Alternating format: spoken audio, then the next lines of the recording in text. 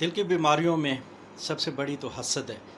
हसद, गीबत, नफ़रत, इंतकाम की आग, बदगुमानी और ऐसी तमाम चीज़ें जो इंसान को नेगेटिव नज़र आती हैं, वो तमाम की तमाम दिल की सबसे बड़ी बीमारियां हैं।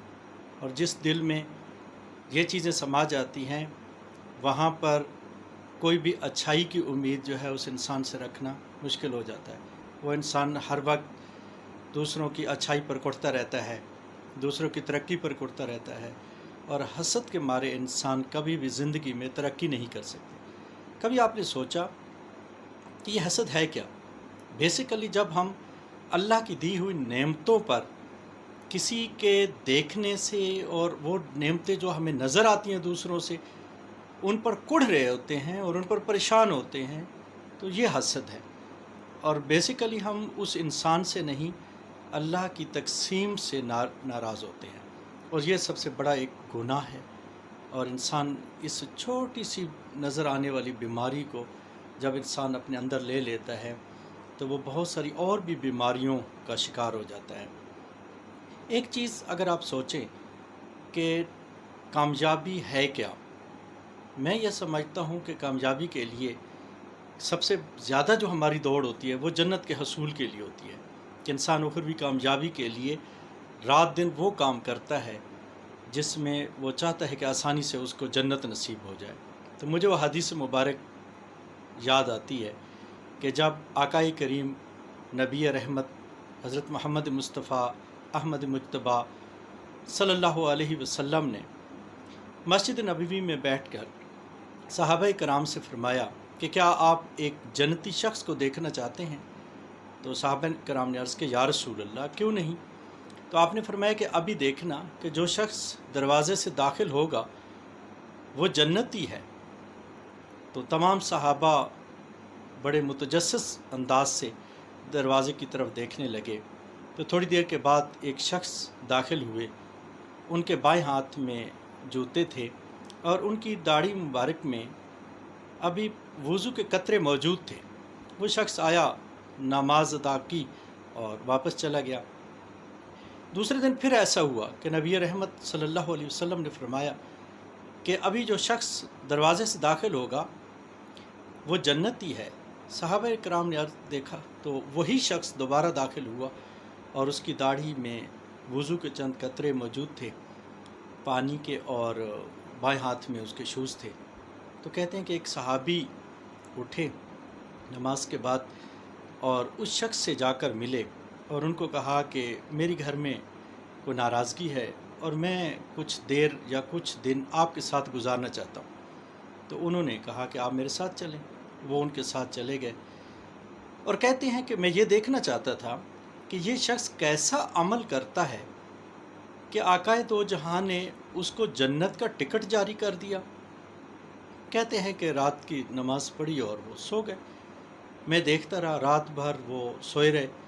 जब करवट बदलते थे तो अपने रब को याद करते थे। फिर सुबह का टाइम हुआ, उठे, वज़ू किया और नमाज के लिए चले गए। इसी तरह 2 दिन गुज़र गए।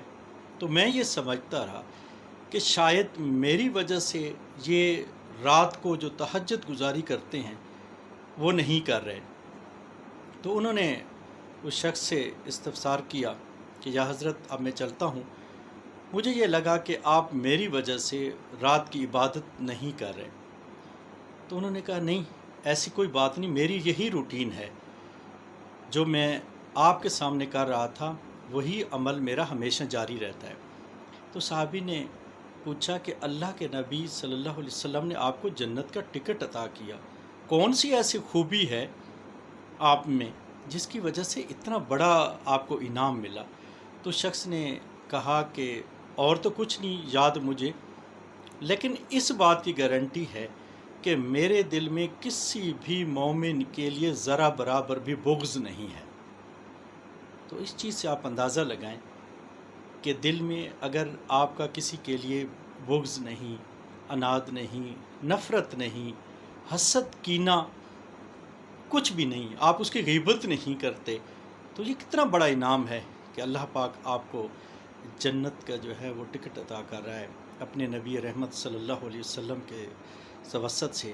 اور اسی طرح کا ایک اور واقعہ کہ جب ایک صحابی نے عرض کیا یا رسول اللہ، ہمارے محلے میں ایک خاتون ہے جو زیادہ تہجد گزار تو نہیں، زیادہ نماز روزے کی پابند تو نہیں، لیکن حسن سلوک میں بے مثال ہیں۔